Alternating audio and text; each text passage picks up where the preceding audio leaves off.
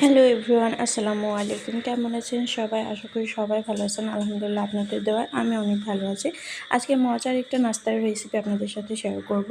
তো যখনই ঘরে কোনো কিছু থাকবে না, তখন এই নাস্তাটা কিন্তু আপনারা খুব সহজে অল্প উপকরণ দিয়ে বানিয়ে নিতে পারবেন। খুবই মজার একটি নাস্তা, যেমন বানানো সহজ তেমন কিন্তু খেতে অনেক বেশি মজার হয়।